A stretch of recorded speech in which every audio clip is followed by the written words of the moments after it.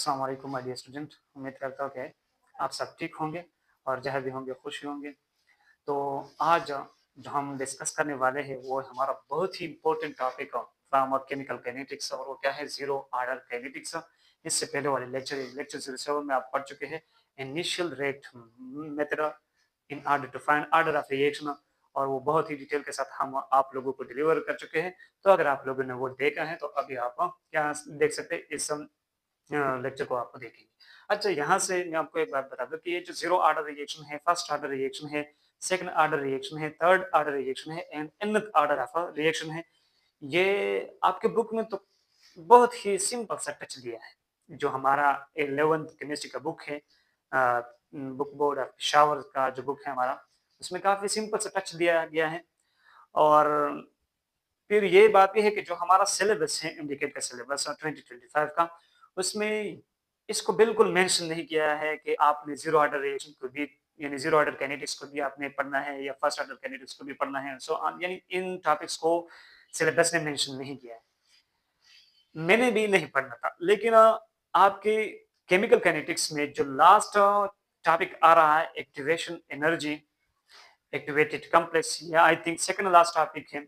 और last topic जो है, सेकंड लास्ट टॉपिक जो है वो क्या है, वो है कि relate the ideas of activation energy to the rate of reaction. तो जब हम ये दो चीजों को रिलेट करते हैं, रेट ऑफ रिएक्शन को और एक्टिवेशन एनर्जी को, तो उनसे एक इक्वेशन बनता है और वो इक्वेशन हम डिस्कस करेंगे जब हम इस टॉपिक को डिस्कस करेंगे। फिर जब उस इक्वेशन के हम न्यूमेरिकल्स करते हैं, यानी उस इक्वेशन को समझने के लिए हम कुछ न्यूमेरिकल्स भी करेंगे। तो उस न्यूमेरिकल्स को जब मैंने देखा तो उस न्यूमेरिकल्स में मैंने ये चीजें देखी, zero order, second order, third order and nth order kinetics वाली बातें देख ली। तो इस वजह से मुझे लगा कि अगर हमने इन चीज़ों को सीखना है, तो फिर इससे पहले हमें इन चीज़ों को भी सीखना चाहिए, zero order, first order, second order, third order and nth order. तो इंशाल्लाह बहुत ही कम टाइम में हम इन चीज़ों को आपके लिए डिलीवर करेंगे यूट्यूब पे। फिर इसके बाद इंशाल्लाह हम वो लास्ट वाला टॉपिक भी देखेंगे। तो शुरुआत करते हैं ज़ीरो ऑर्डर काइनेटिक्स। आपको पता है कि लेट्स सपोज फॉर एग्जांपल आपके पास एक रिएक्शन है ए प्लस बी, वो रिएक्ट करके आपको प्रोडक्ट पी दे रहा है या कुछ भी दे रहा है। तो इसके लिए जब हम हमारे पास रेट क्या आ जाए, रेट इस तरह आ जाए कि कंसंट्रेशन ऑफ ए के साथ भी वो जीरो में प्रोपोर्शनलिटी रखता हो और बी के साथ भी वो जीरो में प्रोपोर्शनलिटी रखता हो, तो इसके लिए एन की वैल्यू क्या आ जाएगी, जीरो। यानी this is a zero order reaction. ये जो हमने ऊपर लिखा है ये हमारे पास कौन सा रिएक्शन हो गया, जीरो ऑर्डर रिएक्शन। तो आज हमने जीरो ऑर्डर काइनेटिक्स की कंसेप्ट को एक्सप्लोर करना है। अच्छा, आप जरा देख ले कि हमारे पास एक होती है जीरो ऑर्डर, एक रिएक्शंस होती है हमारे पास, A gives us a product P. एक ये वाले रिएक्शंस होते हैं और ये ऐसे रिएक्शंस आपको एग्जाम्स में, यानी आपको एग्जामिनर आपके पेपर्स में, आपके एमसीक्यूज में 99% केसेस में इस तरह के क्वेश्चन आपसे पूछे जा सकते हैं जिसमें आपको इस तरह का रिएक्शन दिया गया हो कि ए गिव्स अस प्रोडक्ट पी। और एक होता है आपके पास इस तरह के रिएक्शन के 2a gives us product P या 3a gives us a product P या इस तरह के 2a plus b gives us product P या इस तरह के रिएक्शन के 2a plus b gives us a product P या इस तरह के रिएक्शन के 2a plus 3b gives us a product P। तो ऐसे जो रिएक्शंस आपको मिलेंगे ये होंगे आपके पास कितने, 1% केसेस में, 1% केसेस में इस तरह के रिएक्शन आपको मिलेंगे और इस तरह के रिएक्शन में आपसे क्वेश्चन वो पूछ सकते हैं। तो यानी आपने ज्यादातर किसको फोकस करना है, इस वाले टाइप रिएक्शन को आपने ज्यादा फोकस देना है। लेकिन हम इसको भी सीखेंगे कि अगर इस तरह से रिएक्शन हमें मिल जाए तो इसको हम किस तरह से हल करेंगे। तो ज्यादातर फोकस हमारा इस पर होगा। अब मैं क्या करने वाला हूं, हम integrated rate law for zero order reaction निकालेंगे, पहले इस टाइप के रिएक्शन के लिए और फिर इस टाइप के रिएक्शन के लिए। तो हम शुरुआत करते हैं integrated rate law for zero order reaction for such type of reaction. तो यहां लिख के integrated integrated rate law for zero order reaction, for zero order reaction, और वो जीरो ऑर्डर रिएक्शन कौन सा होगा? A gives us product B। इस तरह के रिएक्शन के लिए और जब वो हमारे पास जीरो ऑर्डर B हो, और इसके लिए फिर हम क्या निकालेंगे? Integrated rate law. अब जरा देख ले, हम एक एग्जांपल लेते हैं। एग्जांपल वही कि A gives us product, reactant A हमें प्रोडक्ट B दे रहा है। अब हम क्या करते हैं? आपको पता है कि इसके लिए हम रेट किस तरह लिख सकते हैं कि rate is equal to K into concentration of A की पावर 0, क्योंकि ये जीरो ऑर्डर रिएक्शन की हम बात कर रहे हैं, तो इसका कंसंट्रेशन, इसका पावर हम 0 ही लेंगे, इस रिएक्शन को हम जीरो ऑर्डर रिएक्शन बनाएंगे। अब जरा देख ले, मैंने आपको एक मर्तबा यानी जब हम लेक्चर 01 को कर चुके थे, तो वहां पर मेरे पास एक रिएक्शन था A2A plus 3B gives us a product of 4C। ये रिएक्शन दिया था, और मैंने कहा था कि इस से हम रेट ऑफ रिएक्शन को किस तरह से रिप्रेजेंट करते हैं। इस रिएक्शन के लिए हम इन टर्म्स ऑफ ए भी इसके लिए रेट ऑफ रिएक्शन को रिप्रेजेंट कर सकते हैं, और वो किस तरह के? Rate of reaction is equal to -1 divided by 2, इसका कोएफिशिएंट लेते थे, और फिर हम लेते थे change in concentration of A with respect to change in time, और ये हमारे पास इंस्टेंटेनियस रेट ऑफ रिएक्शन की रिप्रेजेंटेशन है। तो जरा देख ले, यहाँ पर माइनस हम क्यों लगाते थे? क्योंकि हमने कहा था आपसे कि चेंज इन कंसंट्रेशन जो रिएक्टेंट्स में आती है वो डिक्रीजिंग चेंज आता है, इसलिए हम यहाँ पर माइनस लगाएंगे, ताकि इसकी वैल्यू जब माइनस में आएगी तो माइनस अब माइनस प्लस हो जाए, क्योंकि हमें rate of reaction of plus में चाहिए। और ये हो गया रेट ऑफ रिएक्शन की presentation in terms of concentration of B. इस तरह हम इसको sorry in terms of concentration of A, इस तरह हम इसको in terms of concentration of B किस तरह प्रेजेंट कर सकते हैं? वो इस तरह के change in concentration of B with respect to change in time. और इसी तरह हम रेट ऑफ रिएक्शन को प्रोडक्ट सी के शक्ल में भी रिप्रेजेंट कर सकते हैं, sorry 1 divided by 4 into change in concentration of C with respect to change in time। आप इसके लिए रेट ऑफ रिएक्शन को in terms of concentration of A जब रिप्रेजेंट करेंगे तो इस तरह रिप्रेजेंट करेंगे, in terms of concentration of B आप जब रिप्रेजेंट करेंगे तो इस तरह, और प्रोडक्ट सी की शक्ल में आप रिप्रेजेंट करेंगे तो इस तरह रिप्रेजेंट करेंगे। यहाँ पर हमने माइनस नहीं लगा दी, प्लस लगा दी, क्योंकि कंसंट्रेशन ऑफ प्रोडक्ट जो होता है वो बढ़ता है, तो इसकी वैल्यू पॉजिटिव में आएगी। तो यहाँ हमें नेगेटिव की जरूरत लगाने की जरूरत नहीं, ये ऑलरेडी पॉजिटिव में आएगी, और हमें रेट ऑफ रिएक्शन पॉजिटिव में ही चाहिए। अब ये मैंने क्यों लिखा? क्योंकि अब मैं यहाँ पर क्या करने वाला हूँ कि इस के लिए एक तरीका तो ये है कि हमने रेट ऑफ रिएक्शन को इस तरह रिप्रेजेंट किया। दूसरा तरीका ये है कि हम इसके लिए क्या कर सकते हैं कि rate of reaction is equal to -1, इसके लिए जो कोएफिशिएंट है वो 1 है, तो -1 divided by 1 into change in concentration of A with respect to change in time. तो ये हो गया मेरे पास इक्वेशन 1, और ये हो गई मेरे पास इक्वेशन नंबर 2। क्लियर है? उम्मीद करता हूँ कि आपको ये चीजें आसान लगेगी। अब मैं क्या मैं देख रहा हूँ कि इक्वेशन 1 जो है वो इक्वेशन 2 के इक्वल है। यार जरा देख, left hand side of this equation and left hand side of this equation वो क्या है? दोनों रेट है, तो लेफ्ट हैंड साइड इक्वल है तो राइट हैंड साइड भी इक्वल हो जाएगा। तो मैं क्या लिख सकता हूँ कि मेरे पास -1 डिवाइडेड बाय 1 जो है change in concentration of A with respect to change in time, ये बराबर हो जाएगा k into concentration of A raise to the power 0। Clear है? फिर मैं क्या कर सकता हूँ कि change in concentration of A with respect to change in time, ये बराबर हो जाएगा -k के into concentration of A raise to the power 0। आपको पता है किसी भी चीज का हम पावर 0 लेते हैं तो उसकी वैल्यू किसके बराबर आ जाती है? 1 के। तो मेरे पास ये बराबर हो जाएगा change in concentration of A with respect to change in time is equal to -k। इसकी वैल्यू 1 के बराबर आ जाएगी, तो k मल्टीप्लाइड बाय 1 वो क्या हो जाएगी? वही -k हो जाएगी। तो ये हो गया मेरे पास इक्वेशन नंबर 3, ये हो गई हमारी इक्वेशन 3। अब मैंने क्या करना है? इस इक्वेशन 3 को इंटीग्रेट करना है। Now integrate equation 3। इक्वेशन 3 को क्या करें? इंटीग्रेट करें। इस तरह से इंटीग्रेट करते हैं, जरा देख ले। इंटीग्रेशन हम वेरिएबल्स का लेते हैं, कांस्टेंट का हम इंटीग्रेशन नहीं लेते। तो हम ये dt को उधर लेकर जाते हैं, तो ये इधर डिवीजन में तो उधर मल्टीप्लिकेशन में हो जाएगा। तो हम a का इंटीग्रेशन a का लेते हैं, क्योंकि ये भी क्या है? वेरिएबल है, यानी चेंज हो रहा है। और एक इसका लेते हैं टाइम का, क्योंकि ये भी चेंज हो रहा है। तो हमारे पास इंटीग्रेशन क्या हो जाएगा? Integration of change in concentration of A will be equal to change in minus k into change in time का हमने इंटीग्रेशन ले लिया। इस a का भी हमने इंटीग्रेशन ले लिया और चेंज इन टाइम को हमने यहाँ से उठा दिया, उस k के साथ लगा दिया, तो इसका भी हमने इंटीग्रेशन ले लिया।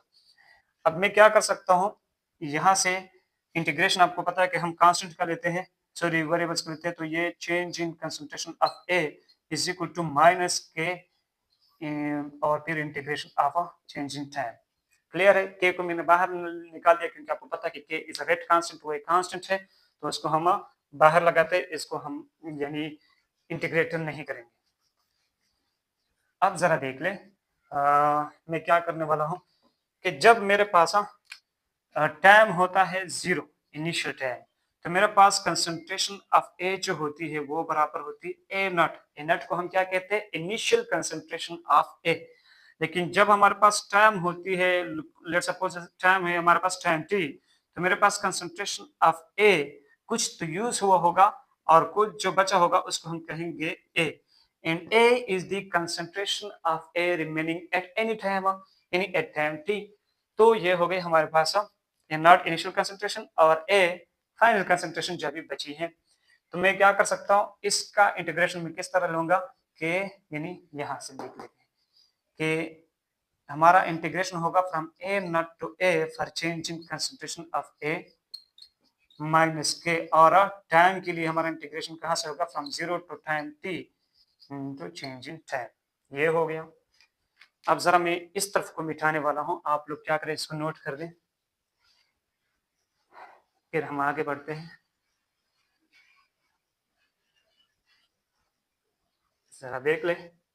अब मैं आपको एक बात बता दूं कि जब हमारे पास क्या होती है, इंटीग्रेशन होती है इनिशियल और फाइनल की किसी वेरिएबल्स की, तो हम इसको इस तरह लेते हैं कि इसकी कंसंट्रेशन लेते हैं और यहाँ पर इसकी इनिशियल वैल्यू और यहाँ पर इसकी फाइनल वैल्यू, और ये फिर हमारे पास बराबर हो जाता है फाइनल माइनस इनिशियल के बराबर हो जाता है।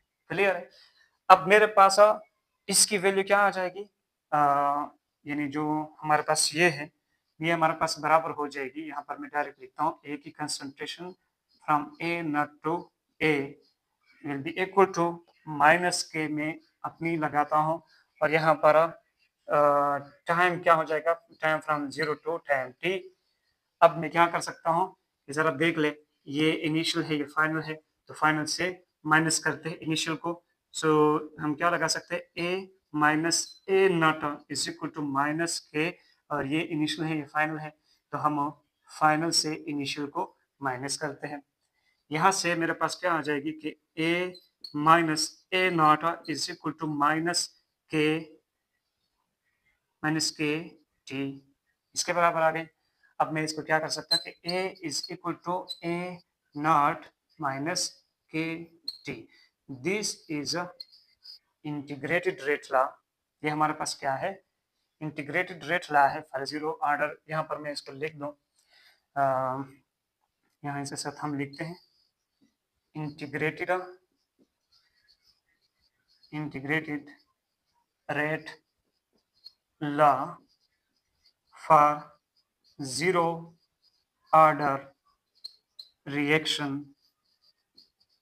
and for A2 gives us product P type reaction। Clear है? अच्छा, और दूसरी बात हम इसके लिए ये भी करते हैं, इसको हम ये भी कह सकते हैं, इस इक्वेशन को हम क्या कहते हैं, concentration of A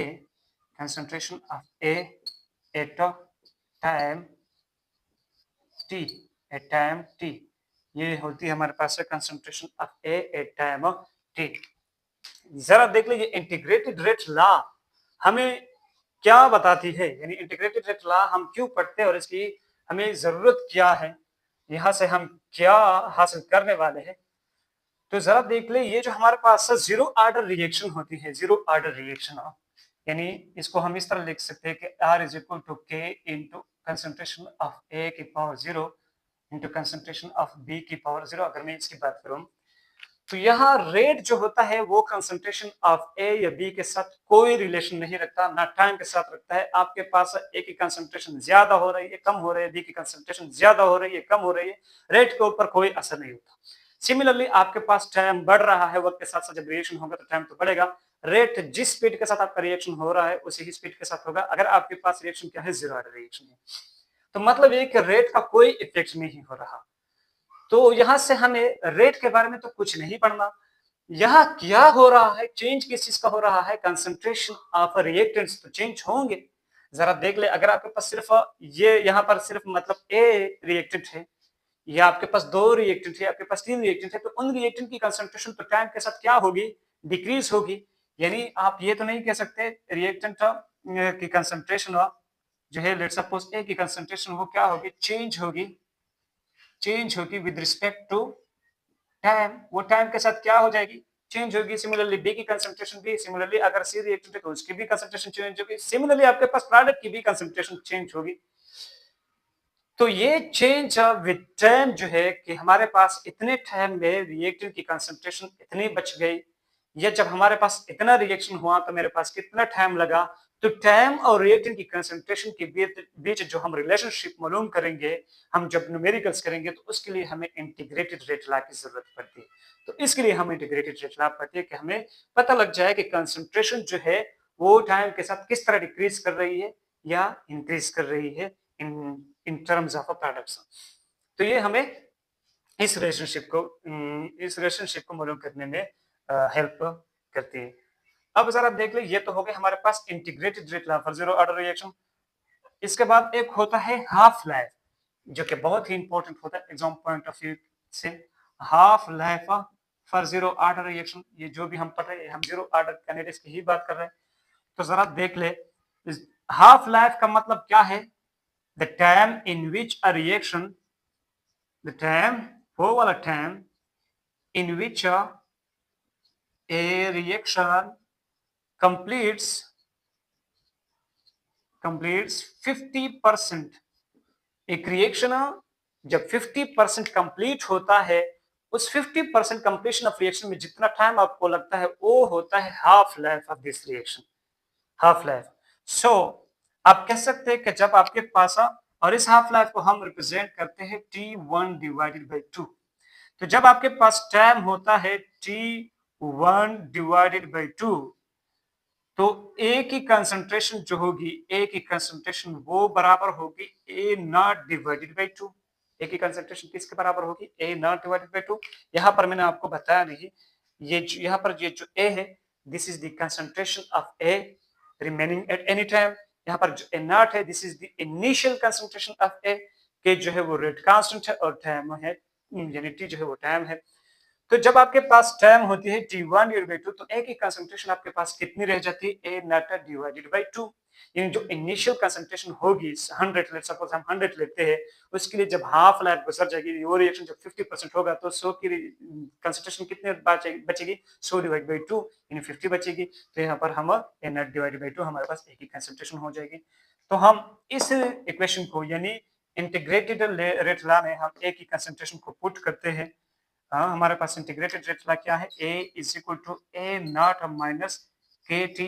अब यहाँ पर A की कंसंट्रेशन, ये तो A की कंसंट्रेशन है when time is equal to T, और फिर हमारे पास ये हो जाएगी A naught divided by 2 A naught minus K when T is equal to T1 divided by 2।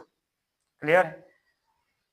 अब जरा देख ले, मैं इस टर्म को माइनस के T1 डिवाइडेड बाई 2 को इधर लेकर आता हूं और इस टर्म को इधर लेकर जाता हूं, तो ये इसका जो माइनस साइन है ये पॉजिटिव में चेंज हो जाएगा, और इसका जो पॉजिटिव साइन है वो नेगेटिव में चेंज हो जाएगा। तो मेरे पास k T1 divided by 2 is equal to A naught minus A naught divided by 2। Clear है? इस तरफ को मैं मिटा दूं।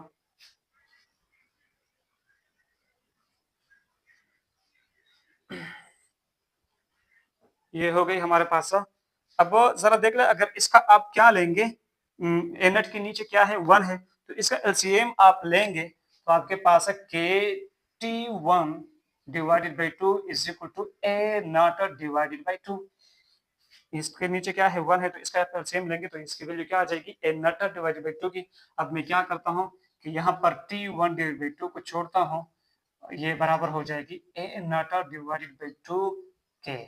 क्लियर है, ये इसके बराबर हो जाएगी। सो this is the half life for zero order reaction when reaction is A two gives us a product P type. ये है हमारे पास हाफ लाइफ। क्लियर है, और एक होता है आपके पास फुल लाइफ। फुल लाइफ है, ये लाइफ टाइम जिसको आप कह सकते हैं। फुल लाइफ यानी वो टाइम जिसमें एक रिएक्शन 100% कंप्लीट हो जाता है, उसको हम क्या कहते हैं, फुल लाइफ। और इसको हम रिप्रेजेंट करते हैं टाइम एल एफ से, T L F life, full life time. और जब आपके पास यानी जब आपके पास टाइम बराबर हो जाता है टी एल एफ के, यानी आपके पास रिएक्शन 100% कंप्लीट हो जाता है, तो आपके पास एक की कंसंट्रेशन कितनी रहेगी, 0। अगर एक रिएक्शन 100% कंप्लीट हो रहा है तो एक की कंसंट्रेशन हमारे पास 0 रहेगी। तो हम क्या कर सकते हैं, फिर इसी इंटीग्रेटेड रेट लॉ को यूज करेंगे कि A is equal to A naught minus के टी। यहाँ पर ए की कंसंट्रेशन मेरे पास क्या है, ये तो ए की कंसंट्रेशन है व्हेन टाइम इज टी, तो यहाँ ए की कंसंट्रेशन 0 हो जाएगी जब हमारे पास टाइम क्या हो, time is equal to lifetime. अब मैं क्या कर सकता हूँ कि के टी एल एफ को इधर लेकर आऊंगा, ये बराबर हो जाएगी ए नॉट माइनस 0 के, और टी एल एफ बराबर हो जाएगी A naught divided by K. So this is the life time या full life of zero order reaction when reaction is A two gives us product P type. तो ये तीन चीजें आपने नोट करने हैं, और फिर इसके बारे में हमने कुछ क्वेश्चन न्यूमेरिकल्स करने हैं। अब मैं इसको मिटा दूं, बोर्ड को एक बार थोड़ा सा साफ करते हैं फिर से। क्लियर है, उम्मीद करता हूँ कि ये टॉपिक आपके लिए मुफीद साबित हो, आपको बहुत ज़्यादा हेल्प कर सके। हमारे पास एक आ गई इंटीग्रेटेड रेट लॉ, और वो क्या है, A is equal to A naught minus के टी, और एक हो गई आपके पास हाफ लाइफ का zero order reaction T1 divided by 2 is equal to A naught divided by 2 K, और एक है आपके पास life time which is equal to a not divided by k। तो ये भी आपने नोट करने हैं, ये भी आपने क्या करने हैं, नोट करने हैं। और ये सब किसके लिए है, जब आपके पास a gives us a product p type of reaction हो। क्लियर है, अब हम कुछ न्यूमेरिकल्स करते हैं, या इससे पहले आपको मैं एक यूनिटरी मेथड के बारे में बता दूं। Unitary method for zero order reaction, zero order reaction के लिए ये क्या होता है जरा देख ले, मैं आपको समझाता हूँ।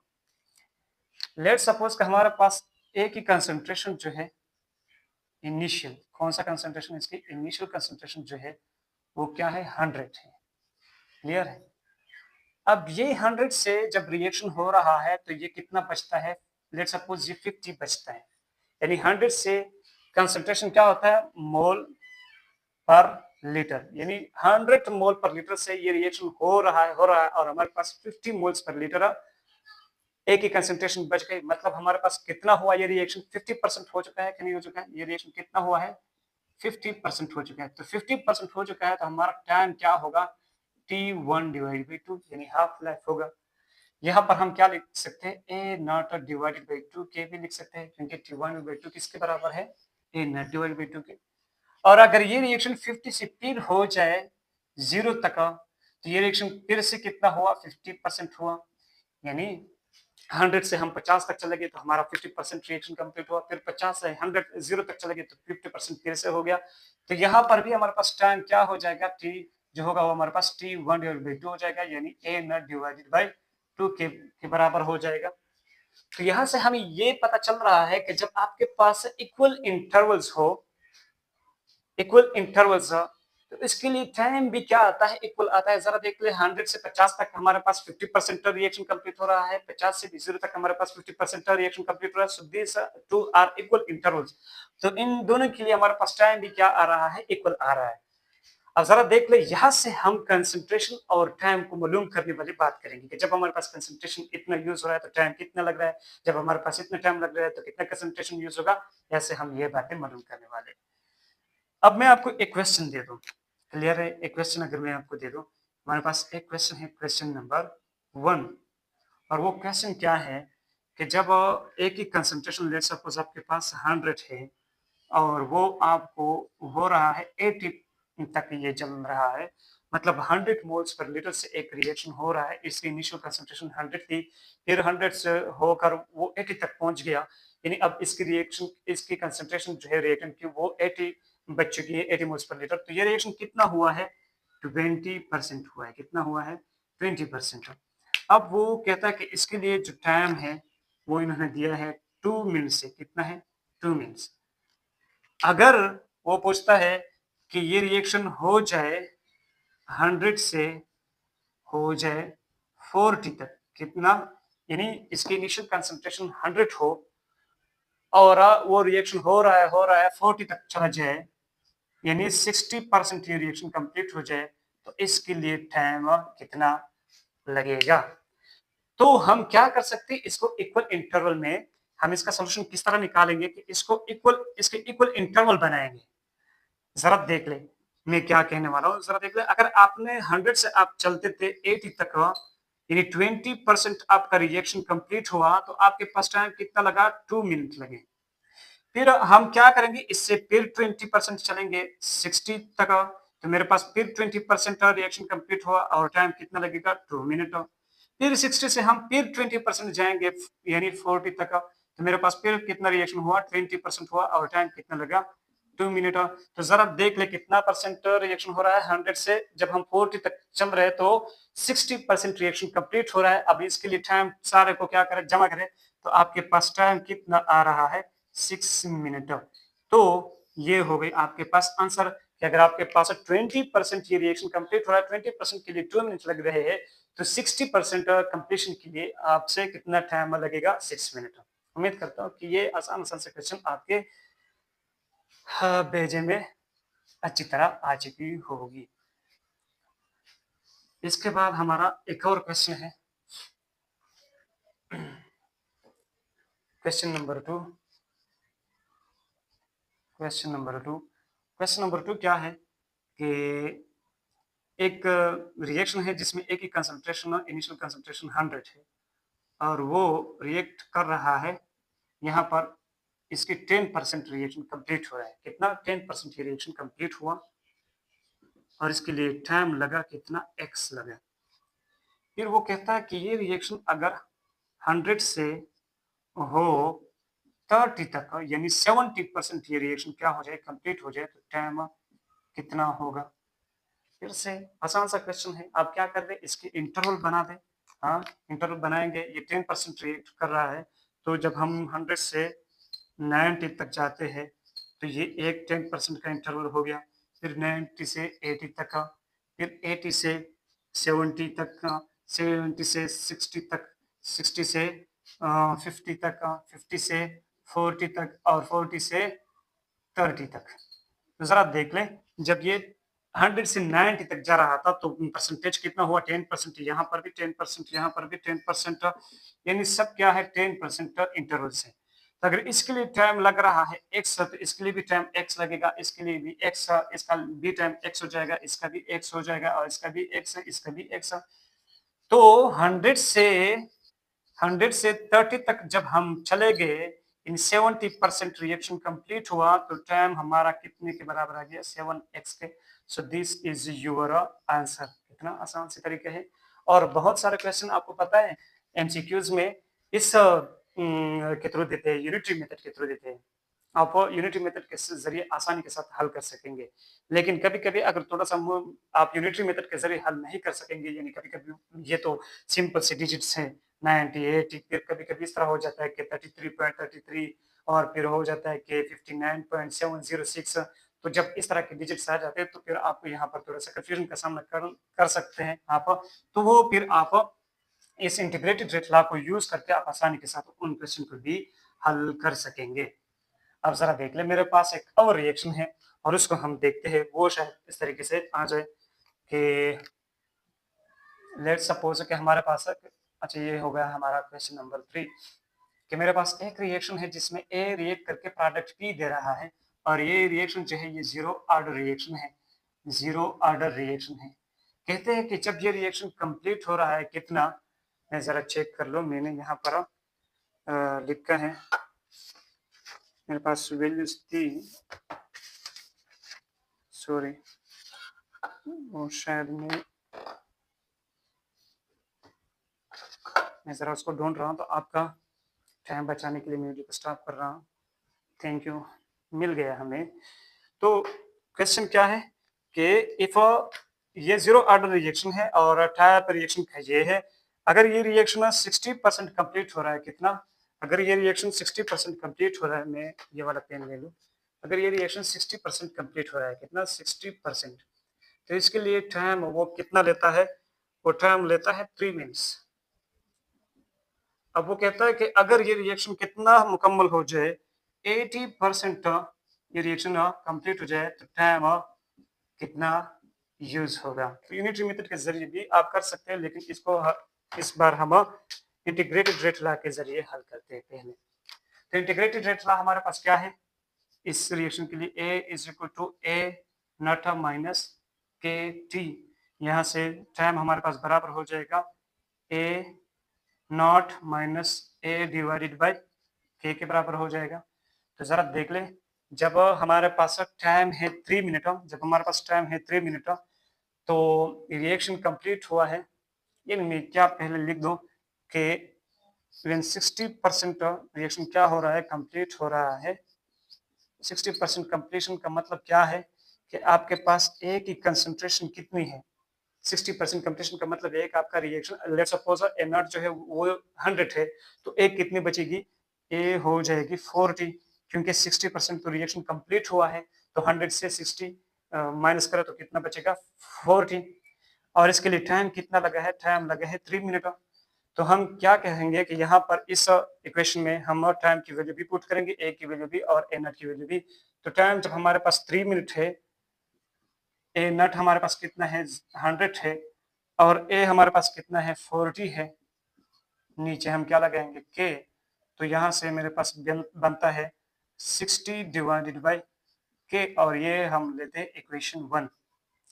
फिर हम कहते हैं कि जब हमारे पास रिएक्शन 80% कंप्लीट हो, when reaction completes 80%, when reaction complete 80%, तो हमारे पास ए की कंसंट्रेशन कितनी बचेगी, let's suppose initial concentration of A जो है वो 100 है, तो 80% अगर वो कंप्लीट हो रहा है, तो इसका मतलब ये है कि ए हमारे पास बचेगी 20, ए हमारे पास कितनी बचेगी 20, और इसके लिए टाइम जो इन्होंने लिया है वो हमने मालूम करना है। तो इस इक्वेशन में हम इन वैल्यूज को पुट करते हैं कि t is equal to A naught जो है वो हमारे पास 100 के बराबर है, ए जो है वो इस बार हमारे पास 20 के बराबर है, और नीचे हम के लगाते हैं, तो t is equal to A t divided by k, ये हो गई हमारी इक्वेशन 2, ये हो गई हमारी इक्वेशन 2। अब हम क्या कर सकते हैं, इक्वेशन 2 को इक्वेशन 1 से कहा गया, इक्वेशन 1 से डिवाइड करते तो हमें t की वैल्यू मिल सकते हैं। जरा देख ले, t यानी आप क्या करेंगे कि डिवाइड इक्वेशन 2 बाई इक्वेशन 1, तो यहाँ से मिल जाएगा t divided by 3 is equal to 80 divided by k multiplied by k divided by 60। यहाँ से मैंने क्या किया है, ये चीज़ें आपको पता होनी चाहिए, क्योंकि आप अभी तक आए होंगे तो आपने मैथमेटिक्स को अच्छी तरह पढ़ा होगा। तो जरा देख ले, के और के क्या हो जाएंगे, कैंसिल हो जाएंगे, तो t डिवाइडेड बाई 3 हमारे पास बराबर आ जाएगी 80 डिवाइडेड बाई 60 के। फिर यहाँ से मेरे पास क्या बचता है, आई थिंक 4 डिवाइडेड बाई 3 बचता है। सो फिर ये 3 इधर लेकर आते हैं, तो ये क्या हो जाएगा, 3 और 3 कैंसिल हो जाएगा, तो t हमारे पास आ गई 4 मिनट। तो जब आपके पास 80% ये रिएक्शन कंप्लीट होगा, तो आपसे कितना टाइम वो लेगा, 4 मिनट। अगर 60% कंप्लीशन पे वो 3 मिनट ले रहा है, तो 80% कंप्लीशन पे हमारा टाइम कितना यूज हो चुका होगा, 4 मिनट। तो ये हो गई हमारी क्वेश्चन नंबर 4। अब मैं एक और क्वेश्चन लगा दो। इसी टाइप का एक और क्वेश्चन करते हैं ताकि आपकी कंसेप्ट बहुत ही क्लियर हो जाए जीरो ऑर्डर काइनेटिक्स के बारे में। एक और क्वेश्चन है कि हमारे पास यही A2 gives as a product P type reaction है और है भी जीरो ऑर्डर रिएक्शन। कौन सा? Zero order reaction. कहते हैं कि अगर ये रिएक्शन कंप्लीट हो रहा है कितना 45%, अगर ये रिएक्शन 45% कंप्लीट हो रहा है, for 45% completion this reaction takes time कितना ले रहा है? 5 मिनट ले रहा है। find the time required for a 63% completion, कि अगर फिर ये रिएक्शन 63% कंप्लीट हो रहा हो तो टाइम कितना लगेगा? क्लियर है? और जरा देख ले यहाँ पर थोड़ी वो इंटरवल जो है वो 10, 20, 30 से थोड़ी चेंज हो रही है, तो यहाँ पर आप यूनिट मेथड में लगाना थोड़ा वो हो जाएगा, मुश्किल हो जाएगा। तो आप इस इंटीग्रेटेड डेटा लॉ को इस्तेमाल करके आसानी के साथ इसको हल कर सकेंगे। तो इंटीग्रेटेड डेटा लॉ को हम फिर से इस्तेमाल करते हैं, A is equal to A naught minus के टी। यहाँ से हम टी को इस तरह लगा सकते हैं कि A naught minus A divided by के। तो जब हमारे पास टाइम जो है, अच्छा, जब हमारे पास रिएक्शन कंप्लीट हो रहा है कितना 45% कंप्लीशन हो रहा है, तो इसका मतलब है कि ए हमारे पास बचेगी 55 और टाइम कितना यूज हुआ है? 5 मिनट। तो इन वैल्यूज को इस इंटीग्रेटेड रेटिकुलम में पुट करते हैं। टाइम है हमारे पास 5 मिनट, ए नट है हमारे पास 100 और ए हमारे पास बची है 55 डिवाइडेड बाई के। तो 5 is equal to 45 divided by k, और ये हो गया हमारा इक्वेशन 1। फिर और कहते हैं कि अगर आपके पास 63% ये रिएक्शन कंप्लीट हो रहा है, 63% कंप्लीशन का मतलब क्या है कि आपके पास ए बची है 37%, सॉरी 37 बची है, यानी इनिशियल कंसंट्रेशन अगर ए का 100 है और वो 63% कंप्लीट हो रहा है, तो इसका मतलब है कि हमारे पास ए की कंसंट्रेशन कितनी बची है? 37। तो और टाइम इसके लिए इन्होंने रिक्वायर किया है, तो t is equal to 100 minus 37 divided by k। तो t is equal to 63 divided by k। This is our equation number 2। Equation 2 को इक्वेशन 1 से डिवाइड कर दे तो क्या हो जाएगा कि t divided by 5 is equal to 63 divided by k multiplied by 45, sorry k divided by 45, तो ये क्या होके कैंसिल हो जाएंगे, तो 63 डिवाइडेड बाई 45 बचेगी। फिर मैं क्या करता हूँ, इस 5 इधर लेकर आता हूँ, तो ये 5 इसके साथ मल्टीप्लाई, तो ये 5 कैंसिल हो जाएगा, मेरे पास बचेगा 63 डिवाइडेड बाई 9 और यहाँ से आंसर आ जाएगा 7। तो जब आपके पास ये रिएक्शन 45% कंप्लीट हो रहा था और टाइम ले रहा था 5 मिनट, तो अगर ये रिएक्शन 63% कंप्लीट होगा तो टाइम कितना लेगा? 7 मिनट। ये होगी आपके 4 न्यूमेरिकल्स। अब हम चलते हैं इसके ग्राफ्स की तरफ कि जीरो ऑर्डर काइनेटिक्स के आपको कौन कौन से ग्राफ मिल सकते हैं, और आपने वो सारे ग्राफ्स नोट करने हैं, सीखने हैं कि वो ग्राफ्स हम किस तरह निकालते हैं। और अगर फिर सीख नहीं सकते तो 5 ग्राफ से आप याद भी कर सकते हैं, क्योंकि यहाँ से शायद वो आपसे पूछ ले कि which one of the following is the graph of zero order kinetics. तो वो ग्राफ भी आपने सीखने हैं, यानी ग्राफ्स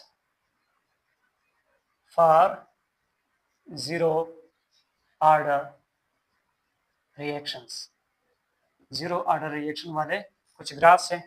तो नंबर 1 ग्राफ हमारे पास बनता है rate versus concentration of A के बीच। तो आपको पता है कि रेट जो है हमारा वो ए के कंसंट्रेशन के साथ क्या है? बिल्कुल लिंक नहीं है।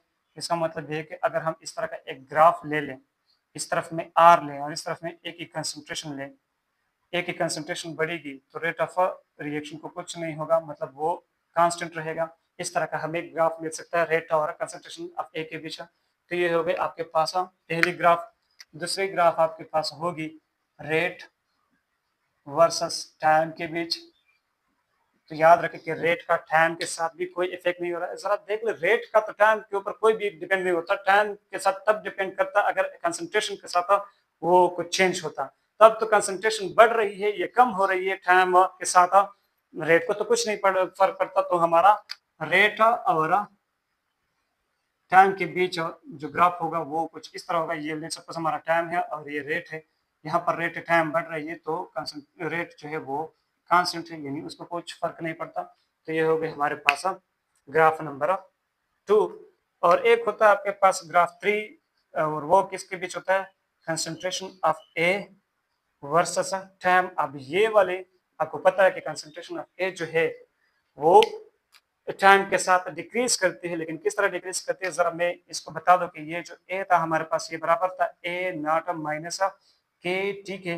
तो इसको मैं इस तरह भी लिख सकता हूँ कि A is equal to minus के टी प्लस ए नॉट। तो ये मैंने क्या बना दिया, इसको मैंने इस तरह क्यों कर दिया, क्योंकि मैं इससे स्ट्रेट लाइन इक्वेशन बनाना चाहता था। अब ये देख ले स्ट्रेट लाइन इक्वेशन के बराबर हो गया कि नहीं हुआ, प्लस सी। यहाँ पर जो स्लोप है हमारा, स्लोप जो है वो हमारे पास माइनस के बराबर है, यानी मेरा स्लोप क्या आया, नेगेटिव आया। तो हम जो ग्राफ बनाएंगे वो ग्राफ कुछ इस तरह होगा कि वो ग्राफ हमारे पास नेगेटिव स्लोप में आ जाएगा। किस स्लोप में आ जाएगा, इस तरह हमारे पास नेगेटिव स्लोप में आ जाएगा। पॉजिटिव स्लोप इस तरह होता है और नेगेटिव स्लोप इस तरह होता है। क्लियर है। अब जरा देख ले, यानी ये हमारे पास टाइम है और ये है हमारे पास कंसंट्रेशन ऑफ ए। तो ए की कंसंट्रेशन डिक्रीज हो रही है, लेकिन इस तरह डिक्रीज होगी। यहाँ पर ये स्लोप का ये थीटा है, ये थीटा हमारे पास बराबर है टेंजेंट थीटा की, और ये बराबर है माइनस के की, और माइनस के क्या है, एक स्लोप है, नेगेटिव स्लोप। क्लियर है। उम्मीद करता हूँ कि आपको ये वाला ग्राफ भी समझ में आ चुका होगा। So this is the third graph for zero order reaction. और एक और ग्राफ है फोर्थ, वो है हमारे पास graph between A naught versus T1 divided by 2, यानी हाफ लाइफ और इनिशियल कंसंट्रेशन के बीच कौन सा ग्राफ आता है। तो वो जरा आप लोग देख ले, यहाँ से आप ये वैल्यूज पुट करेंगे कि T1 डिवाइडेड बाई 2 जो है वो हमारे पास बराबर है ए नॉट डिवाइडेड बाई 2 के, ए नॉट डिवाइडेड बाई 2 के। तो इसका मतलब है कि हाफ लाइफ जो है वो डायरेक्टली प्रोपोर्शनल है ए नॉट के इनिशियल कंसंट्रेशन के। तो ग्राफ किस तरह बनेगा, ग्राफ इस तरफ बनेगा। लेट सपोज इस तरफ आप लेते हैं ए नॉट इनिशियल कंसंट्रेशन ऑफ ए, और इस तरफ आप लेते हैं हाफ लाइफ, तो ये इस तरह का आपको डायरेक्ट रिलेशनशिप वाला ग्राफ मिल जाएगा। एक और ग्राफ है ग्राफ 5। ग्राफ 5 जो है वो हमारे पास है प्रोडक्ट की कंसंट्रेशन, प्रोडक्ट की कंसंट्रेशन वर्सेस टाइम, इनके बीच। अब जरा देख ले प्रोडक्ट की कंसंट्रेशन टाइम के साथ क्या होती है, इंक्रीज होती है। किस तरह इंक्रीज होती है, यानी डायरेक्टली इंक्रीज होगी, लेकिन जरा देख लें यहाँ पर इसके लिए आपको एक क्वेश्चन बना के, यानी ये कहाँ से हम ये रिलेशनशिप निकालते हैं, इसके लिए हम ये करते हैं कि ए gives us a product P. अब लेट सपोज कि टाइम जो है वो 0 है इनिशियल कंसंट्रेशन, तो ए की कंसंट्रेशन जो है वो नॉट है और प्रोडक्ट पी की कंसंट्रेशन हमारे पास 0 है। लेकिन टाइम जब हो जाता है टी, यानी कुछ टाइम हो जाता है, तो मेरे पास पी की कुछ कंसंट्रेशन बनती है और इसको मैं कहता हूँ एक्स। तो ए कितना बचेगा, ए नॉट माइनस एक्स, ए की वैल्यू क्या हो जाएगी, ए नॉट माइनस एक्स। तो जब हमारे पास टाइम टी है तो ए की कंसंट्रेशन कितनी है, ए नॉट माइनस एक्स। तो मैं क्या कर सकता हूँ, अगर मैं इसको मिटा दूं और आपने लिखा है तो मैं यहाँ पर इस ग्राफ को भी बना सकता हूँ। जरा देख लें, हम इस इंटीग्रेटेड रेट लॉ की हेल्प लेते हैं। इंटीग्रेटेड रेट लॉ हमारे पास क्या है, A is equal to A naught minus के टी। तो अगर हमारे पास टाइम टी है तो यहाँ पर ए की कंसंट्रेशन कितनी आ चुकी है, A naught minus X is equal to A naught minus के टी। जरा देख ले, ये ए नट इस तरफ वाली और ए नट इस तरफ वाली मैं कैंसिल कर सकता हूँ, माइनस और माइनस को इस तरफ से भी कैंसिल कर सकता हूँ। तो एक्स हमारे पास बराबर आ गया के और टी के, यानी यहाँ से अगर मैं इक्वलिटी का साइन निकाल दूं तो ये हो जाएगा कि x is directly proportional to x और x is directly proportional to t। Sorry यहाँ पर मैंने x लिखा, x is directly proportional to k and x is directly proportional to time t। और x क्या है, x जो है वो आपके पास है concentration of a product p। Concentration of product p जो है वो आपके पास x के बराबर है और x हमारे पास t के डायरेक्टली रिलेशनशिप में आता है। तो t के साथ जब हम प्रोडक्ट की कंसंट्रेशन की क्या देखते हैं, ग्राफ देखते हैं, तो वो ग्राफ किस तरह बनता है, मैं जरा इसको भी मिटा दूं, इसको भी मैं मिटाता हूँ, आप लोग क्या करें इसको नोट करें। ये ग्राफ किस तरह आएगा, ये हो गई हमारे पास टाइम और ये हो गई हमारे पास प्रोडक्ट की कंसंट्रेशन, क्योंकि डायरेक्टली रिलेशनशिप में आ गई प्रोडक्ट की कंसंट्रेशन और टाइम। तो ये हो गई हमारे पास प्रोडक्ट और टाइम के बीच जो ग्राफ है वो इस तरह आएगा। सो ये 5 ग्राफ्स है, ये आपने ये भी नोट करने हैं, क्योंकि ये भी आपको एमसीक्यूज में मिल जाए तो आपको पता हो इसके बारे में भी। केमिकल काइनेटिक्स कोई सिंपल सा चैप्टर नहीं है कि हम इसको 2, 3 या 4 लेक्चर में क्या करें, खत्म करें। इसको बहुत टाइम देना पड़ता है, तो मैं टाइम दे रहा हूँ तो आप भी टाइम दिया करें। अच्छा, अब हम क्या पढ़ते हैं? अभी तो हमने इंटीग्रेटेड रेट लॉ पढ़ा, इसके लिए इंटीग्रेटेड रेट लॉ हमने पढ़ा, इसके लिए अब हम पढ़ते हैं वो जो अदर रिएक्शंस थे। ये तो हमारे पास 99% केसेस में होता है। अब वो स्पेशल केस वाले कुछ रिएक्शंस लेते हैं और इनके लिए हम इंटीग्रेटेड रेट लॉ निकालते हैं। तो मैं लिखूंगा integrated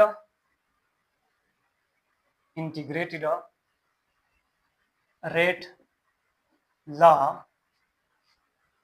for zero order reaction and not for A2 gives us product P type। यानी ये जो इंटीग्रेटेड रेट लॉ होगी ये इस टाइप के लिए नहीं होगी, इसके अलावा जो टाइप रिएक्शन है उसके लिए होगी। क्लियर है? फॉर एग्जांपल हमारे पास एक रिएक्शन है जिसमें 2 मोल्स ऑफ ए रिएक्ट करके प्रोडक्ट P बना रहा है, तो इसके लिए रेट जो होगा वो बराबर हो जाएगा K into concentration of A की पावर 0। और इसके लिए हम रेट ऑफ रिएक्शन को इस तरह भी रिप्रेजेंट कर सकते हैं -1/2 change in concentration of A with respect to change in time. ये इक्वेशन 1 ले, ये इक्वेशन 2 ले, ये क्या हो जाएगा? -1/2 change in concentration of A with respect to change in time बराबर हो जाएगा K इंटू ए की कंसंट्रेशन की पावर 0। यहाँ से क्या लेते हैं हम? Change in concentration of A with respect to change in time, ये हमारे पास बराबर हो जाएगा -2K ए की पावर 0। फिर ये क्या हो जाएगा कि change in concentration of A with respect to change in time, ये पर हमारे पास सिर्फ बराबर हो जाएगा -2K, क्योंकि इसकी वैल्यू 1 के बराबर आती है। अब ये हो गई हमारे पास इक्वेशन 3। इस इक्वेशन 3 को हमने क्या करना है? इंटीग्रेट करना है। Integrate equation 3। इक्वेशन 3 को अब क्या करें? इंटीग्रेट करें। तो यहाँ हमारे पास क्या बनता है? चेंज इन कंसंट्रेशन ऑफ ए हमारे पास बराबर हो जाएगी -2K change in concentration of time T। तो जब टाइम 0 होता है तो मेरे पास ए की कंसंट्रेशन कितनी होती है? A0। और जब टाइम T होता है तो ए की कंसंट्रेशन हमारे पास ए होती है, तो यहाँ पर हम DA लिखते हैं। फिर यहाँ पर जब हमारे पास टाइम होता है 0, यानी यहाँ ऊपर हम लिखते हैं T और यहाँ हम -2K चेंज इन टाइम। फिर हम क्या करते हैं? इस -2K को बाहर लेकर आते हैं, तो change in concentration of A from A0 to A is equal to -2K change in time from 0 to time T। यहाँ से ये बराबर हो जाएगी A की concentration from A0 to A is equal to -2K and time from 0 to T। तो यहाँ से ये बराबर हो जाएगा A minus A0 is equal to -2K into T minus 0। तो ये हो जाएगा A minus A0 is equal to -2KT। और इसको मैं इस तरफ लेकर आता हूँ, थोड़ा साफ लिखता हूँ।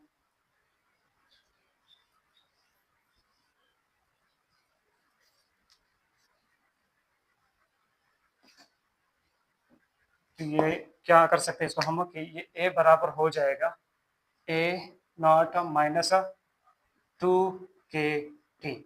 तो ये हो गए हमारे पास integrated rate law for zero order reaction when हमारे पास रिएक्शन किस तरह हो, 2A gives us a product P। तो जरा देख ले, जब आपके पास इस तरह का रिएक्शन होता है, single 1A gives us product P, यानी जिसका कोएफिशिएंट 1 होता है, तो इसके इंटीग्रेटेड रेट लॉ में 1K आता है। क्या आता है? 1K -1KT। और जब यहाँ पर 2A आता है तो इसके इंटीग्रेटेड रेट लॉ में क्या आता है, माइनस यानी 2 के। सिर्फ यही पर फर्क होता है, यहाँ पर आपको 2 नजर आता है तो आपने यहाँ पर 2 लगाना है, यहाँ पर आपको 3 नजर आता है तो आपको यहाँ पर 3 लगाना है, यहाँ पर आपको 4 नजर आता है तो यहाँ पर आपने 4 लगाना है। अब जरा देख ले, इस टाइप के लिए हम हाफ लाइफ निकालते हैं, तो इसका हाफ लाइफ क्या हो जाएगा, when time is equal to T1 divided by 2, तो हमारे पास A की कंसंट्रेशन बराबर हो जाएगी A not divided by 2 K. तो यहाँ मैं लिख सकता हूँ A not divided by 2 is equal to A not minus 2 K T1 divided by 2। जब हमारे पास टाइम क्या है T1 बाई 2, तो मैं क्या करता हूँ, माइनस ये जो -2 के T1 डिवाइड बाई 2 है ये मैं इधर लेकर आता हूँ, तो ये क्या हो जाएगा 2 K T1 divided by 2 is equal to A not minus A not divided by 2। फिर क्या हो जाएगा कि 2 K T1 divided by 2 is equal to A not divided by 2। LCM निकाल दिया इसका मैंने। यहाँ से फिर क्या हो जाएगा कि T1 डिवाइड बाई 2 जो है वो बराबर हो जाएगी A नॉट डिवाइडेड बाई 2, तो ऑलरेडी है, लेकिन इस 2k को भी हम इधर लेकर आते हैं, तो यहाँ पर ये 2k हो जाएगी, या इसको हम इस तरह भी लिख सकते हैं कि T1 divide by 2 is equal to A not divided by 4k। तो जरा देख ले, ये इस टाइप रिएक्शन के लिए हाफ लाइफ हो गया। जब आपके पास रिएक्शन किस टाइप का है, इस टाइप का, तो चेंज कहां पर आया, यहाँ पर एन डिवाइड बाई 2 के, 2 तो अपनी है, लेकिन इस के साथ आपने सिर्फ आगे क्या लगाना है 2, क्योंकि यहाँ पर आपको 2 नजर आया। यहाँ पर आपने 2 नहीं लगा दिया, सॉरी यहाँ पर 2 तो ऑलरेडी था, लेकिन इस के साथ आपने आगे क्या लगाया है, यहाँ पर अगर आप इसको ब्रैकेट में बंद करें तो के साथ हमारे पास 1 मौजूद है, और यहाँ पर इसके साथ 2 है, इसके साथ क्या था, इसके साथ 1 था, तो इसलिए इसके साथ क्या आया, 1 आया। यहाँ पर इसके साथ 2 है, तो इसलिए इसके साथ क्या है, 2 है। अगर आप 3a लिखते हैं तो यहाँ पर आपने 3 लगाना, ये 2 ऑलरेडी होगी, क्योंकि ये a0 डिवाइड बाई 2a जो है ये हर रिएक्शन के लिए होगी। अब डिपेंड करता है कि यहाँ 2 है, 3 है, 4 है, तो वो आप इस ब्रैकेट के को बंद करेंगे, ब्रैकेट में के को, और इसके साथ आगे यहाँ पर अगर 2 है तो 2 लगाना है, 3 है तो 3 लगाना है, 4 है तो 4 लगाना है। क्लियर है? उम्मीद करता हूँ कि ये बातें अब आपको समझ में आ चुकी होगी। अब हम क्या करते हैं, कुछ इस तरह के और एग्जांपल्स लेते हैं ताकि आपको ये चीज क्लियर हो जाए। जरा देख ले, मेरे पास एक और एग्जांपल है, एग्जांपल 3। इसमें 3a gives us product p, तो इसके लिए इंटीग्रेटेड रेट ला क्या हो जाएगी, a is equal to a not minus 3k t, और इसके लिए हाफ लाइफ क्या हो जाएगा, T1 divide by 2 is equal to a not divided by 2 into 3k। इसी तरह आपके पास एक एग्जांपल नंबर 4 है, जिसमें आप क्या करते हैं, 5 divided by 3 a gives us product p।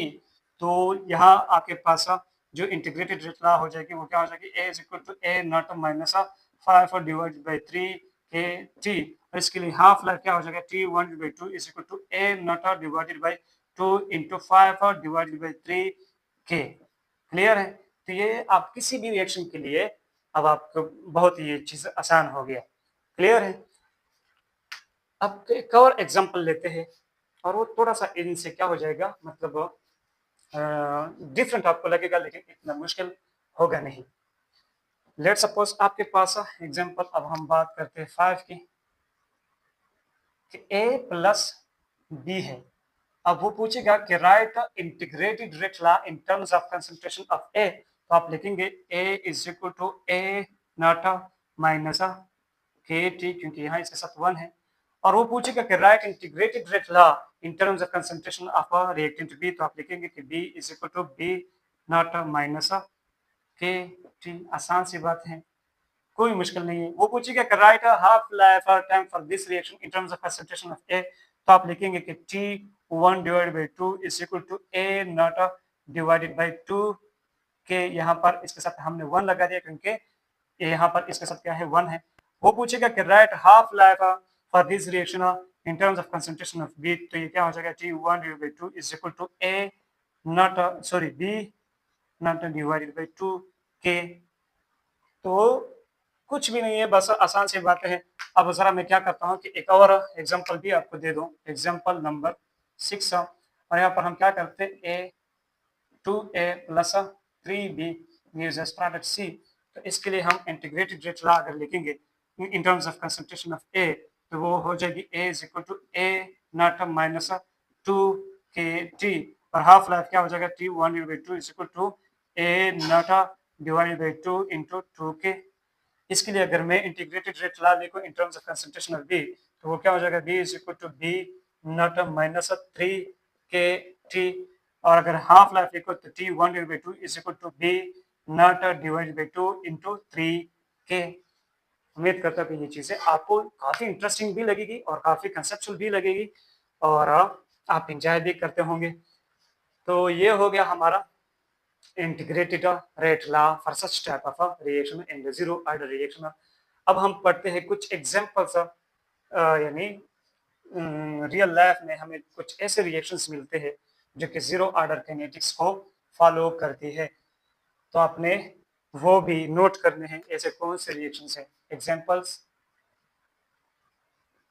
Examples of a zero order reaction, zero order reaction. वो पूछेगा आपसे कि which one of the following, या which of the following reaction for zero order reaction. तो यहाँ कुछ एग्जांपल्स मैं आपको दे दूं। एक है आपके पास जो फोटोकेमिकल रिएक्शन होते हैं, फोटोकेमिकल रिएक्शन यानी जो लाइट की मौजूदगी में होती है, लाइट के अलावा वो नहीं होती, जैसे कि फोटोसिंथेसिस है, this is a photochemical reaction.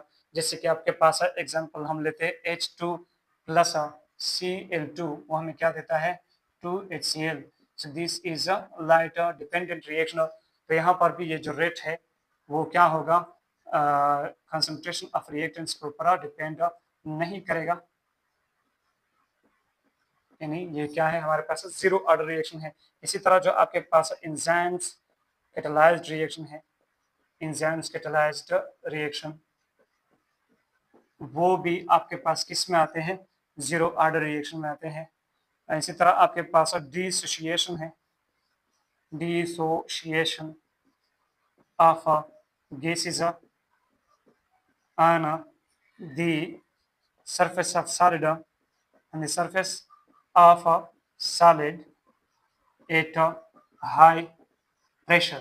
ये वाले रिएक्शन जो होते हैं ये भी हमारे पास किस कैटेगरी में आते हैं, जीरो ऑर्डर रिएक्शन में। जैसे कि फॉर एग्जांपल आप लेते हैं NH3 की डिसोसिएशन करते हैं अमोनिया की, तो वो आपको क्या देता है N2 + 3H2, और ये रिएक्शन जो होता है इसके लिए अगर आप रेट देखेंगे तो वो रिएक्शन की कंसंट्रेशन के ऊपर कोई डिपेंड नहीं करेगा। और ये सारे जो एग्जांपल्स है ये एक्सपेरिमेंटली प्रूफ हम बात करते हैं आपसे, ये सारी बातें एक्सपेरिमेंटली प्रूफ हो चुकी है कि इन रिएक्शंस में हमारे जो रेट का डिपेंडेंसी होती है वो कंसंट्रेशन ऑफ रिएक्शंस के ऊपर बिल्कुल नहीं होती। तो उम्मीद करता हूँ कि आपने आज का ये लेक्चर काफ़ी इंजॉय किया होगा। इसके बाद इंशाल्लाह हम पढ़ने वाले हैं हम फर्स्ट ऑर्डर के काइनेटिक्स और उनका इंटीग्रेटेड रेट लॉ, फिर उनके न्यूमेरिकल्स, फिर सेकंड फिर थर्ड। और आपसे भी एक उम्मीद करता हूँ कि आप क्लास में जुड़े रहें, यानी क्लास को छोड़ना। जब भी आप एक बार क्लास को शुरू करते हैं, इनिशियली मे बी आपको इंट्रोडक्शन का जो मेथड है वो आपको अच्छा ना लगे, लेकिन आप क्लास में जुड़े रहेंगे तो आपको हर क्लास में इंशाल्लाह बहुत सी कंसेप्चुअल चीज़ें मिलेगी और आप इंजॉय भी करेंगे। लेकिन आप ये ना देखें कि लाइट नहीं है या वीडियो थोड़ा वो हो रहा है। तो अभी मेरा क्या है, मैं न्यू कमर हूँ यूट्यूब पे, तो मुझे वो अच्छी तरह नहीं पता कि लाइटिंग फिनोमेना किस तरह हम ठीक कर सकते हैं। मैं इंशाल्लाह करूँगा बहुत ही कम टाइम में, लेकिन अब मैं इसको टाइम नहीं दे सकता क्योंकि आपका जो एग्ज़ाम है वो सर पे आने वाला है, तो हम इन चीज़ों में अपना टाइम वेस्ट नहीं कर सकते। इसलिए मैं क्या कर रहा हूँ कि बस अब इतना ही जो हो जाता है मुझसे उसके थ्रू मैं कर रहा हूँ, ताकि आपको बस लेक्चर मिल जाए। मैं ये नहीं देखता कि यार लाइट है, कम है, ज़्यादा है। मैं सिर्फ ये देखता हूँ कि आप जिस तरह भी हो आप लेक्चर को रिसीव कर सके, तो आप थोड़ा सा कोऑपरेट करें। और स्पेशल बात ये कि आप क्लास में प्रेजेंट हुआ करें फर्स्ट से लेकर एंड तक। क्लियर है? और इंशाल्लाह मिलेंगे नेक्स्ट क्लास में, तब तक के लिए अल्लाह हाफिज़।